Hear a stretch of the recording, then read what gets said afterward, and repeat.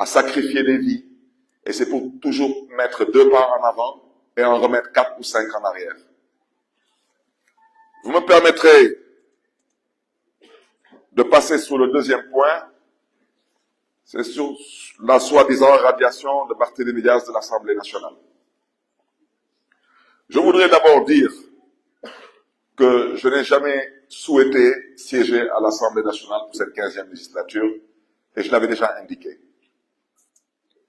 Je voudrais dire que cette démission, elle aurait dû être normalement enregistrée le jour de l'ouverture et de l'installation de la 15e législature. Mais le jour de l'installation de la 15e législature, j'étais, comme vous le savez tous, à Saint-Louis pour les besoins du procès de nos 80 camarades qui sont détenus et pris en otage.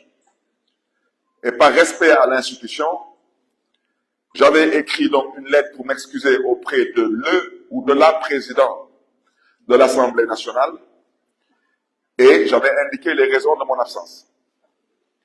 Et j'avais donné dans la même veine une procuration à ma collègue, Mme Ante Babacar Ngom, pour qu'elle puisse voter pour moi.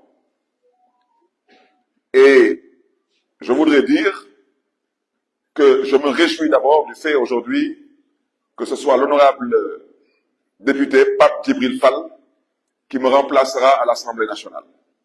C'est un parlementaire chevronné, c'est un homme politique exceptionnel et c'est surtout un homme politique engagé.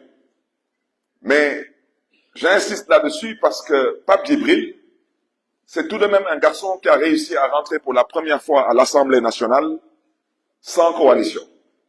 Donc, mon intime conviction, c'est que Pape Djibril Fall a sa place à l'Assemblée nationale. Mais la raison pour laquelle je voudrais évoquer cette radiation, vous me permettrez tout de même d'insister, je dis que j'insiste parce que je veux parler aux Sénégalais et aux Sénégalaises. C'est pour vous dire que ce qui est en train de se tramer, ce n'est pas l'Assemblée nationale. Ce qui est en train de se tramer, c'est autre chose. Et ce autre chose-là, on y arrivera et on ne l'acceptera pas. Parce que dans la vie, toute chose a une fin. Et dans la vie, il faut savoir raison garder. Je le répète, le Sénégal est une république. Nous avons tous choisi de vivre en république. Ceux qui ont choisi de vivre dans autre chose, ça les engage. Je vais vous interpeller de la façon la plus simple possible. Si j'étais aujourd'hui élu président de la République du Sénégal, un député est élu, un président de la République est élu. Est-ce que quelqu'un aujourd'hui oserait me déchoir de mon mandat de président de la République? C'est une question que je pose aux Sénégalaises et aux Sénégalais. C'est la même chose qui s'est produite avec l'Assemblée nationale. L'Assemblée nationale du Sénégal a un règlement intérieur. Et au Sénégal, nous avons une charte fondamentale qui est la Constitution. Il y a une différence entre un délit et un crime. L'Assemblée nationale considère que, dans son règlement intérieur, que vous soyez condamné pour un délit ou pour un crime de façon définitive, l'Assemblée nationale considère que sous demande du ministre de l'Intérieur, vous devez être radié. Radié de la liste des députés du mandat en cours. Et on n'a pas besoin de faire Sciences Po pour comprendre ce que j'explique. Maintenant, ceux qui sont de mauvaise foi et de mauvaise volonté, ils sont libres, mais à chacun son tour.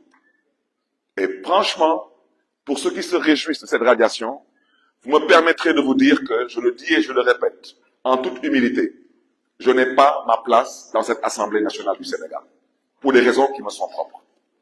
C'est tout. Maintenant, je vous poserai la même question. Comme le ministre de l'Intérieur dit que j'ai été condamné définitivement, je lui demande, est-ce que sur les 165 députés, est-ce que je suis le seul député à être condamné définitivement? Parce qu'il semble que le ministre de l'Intérieur Il semble que monsieur le ministre de l'Intérieur vit dans un autre pays qui s'appelle le Sénégal.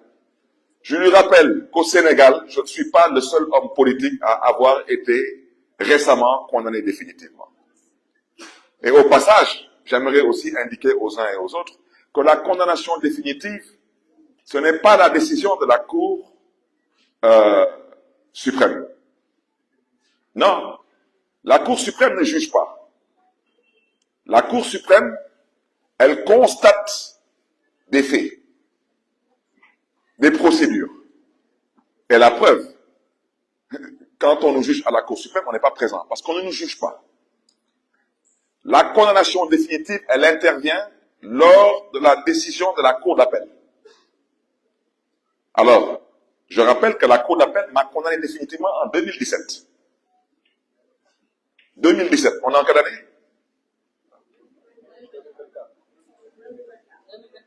Ça fait combien d'années? Monsieur le ministre de la Justice, je vous interpelle parce que d'abord vous êtes un magistrat. Vous n'êtes pas un homme politique. Ce que je dis, vous savez si ce que je dis est vrai ou pas. Donc vos soi-disant 5 ans sont passés depuis belle lurette. Mais je vous le répète, je ne suis pas intéressé par siéger dans cette soi-disant 15e législature. C'est tout, c'est pour les raisons personnelles. J'ai été définitivement condamné à la cour d'appel. C'était en 2017, si mes souvenirs sont bons. 2017 et 2024. Mais je pense tout de même, à moins que je me trompe, je pense que ça fait plus de 5 ans. Vous parlez de quelle condamnation définitive? Est-ce que vous pouvez, de grâce, respecter les Sénégalais et arrêter votre acharnement sur ma modeste personne? Je ne vous ai absolument rien fait. Et ce n'est pas parce que le prince a dit que vous, monsieur le ministre de la Justice, vous ne faites pas votre travail, mais que vous devez vous donner un spectacle. Je suis désolé, monsieur le ministre de la Justice. Vous avez été dans ce pays procureur de la République. Vous êtes magistrat et vous connaissez très bien le dossier de la fusillade de Mermoz-Sacré-Cœur. Et vous savez très bien si on m'a provoqué ou pas. Maintenant, monsieur le ministre de la Justice, pendant qu'on y est, par respect à l'intelligence des Sénégalais, radiation pour radiation, je vous demande aussi de radier un autre député qui semblerait qu'il a déjà été définitivement aussi condamné. Sinon, c'est 2 poids, 2 mesures. Ça veut dire c'est la justice des vainqueurs. Et vous n'avez pas été élu pour ça. Ensuite, mais pendant qu'on y est, il y a des gens qui ont dit ici qu'ils vont abroger la loi d'amnistie. On est d'accord? Mais pendant qu'on y est, monsieur le ministre de la Justice, il faudra répondre aux Sénégalais le mois venu.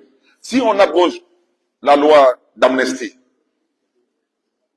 l'actuel président de la République du Sénégal, il reste au palais ou il retourne en prison? Comme vous voulez prendre les Sénégalais pour des canards sauvages. Monsieur le ministre de la Justice, l'actuel soi-disant premier ministre du Sénégal, il reste à la primature ou bien il retourne en tôle? Parce qu'ils sont sortis de prison à cause de cette loi d'amnistie. Si on abroge la loi d'amnistie, je vous pose seulement la question, il reste en poste ou il retourne en prison? Arrêtez de vous amuser avec l'intelligence des Sénégalais et surtout arrêtez de vous amuser avec la justice. On ne s'amuse pas avec la justice. C'est la raison pour laquelle vous me permettrez de dire que nous avons pris la décision de déposer un recours, pas pour retourner à l'Assemblée nationale, parce que j'ai déjà décidé que je ne siégerai pas dans cette 15e législature. Pour des raisons personnelles et par respect aux Sénégalaises et aux Sénégalais, je ne souhaiterais pas évoquer ces raisons.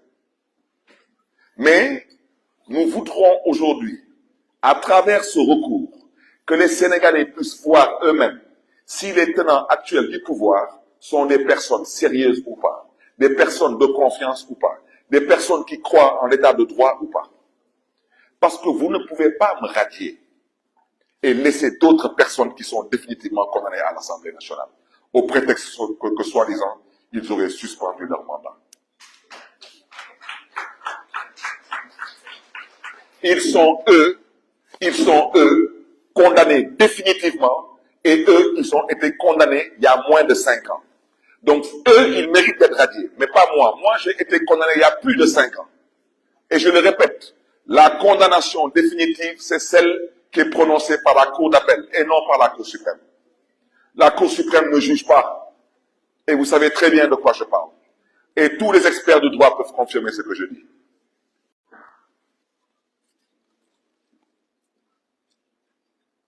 Je ne parlerai pas de la composition du bureau de l'Assemblée nationale pour dire que la décision du bureau de l'Assemblée nationale ne m'intéresse pas.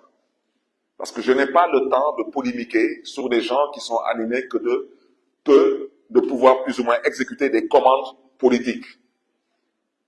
Ici, à la mairie de Dakar,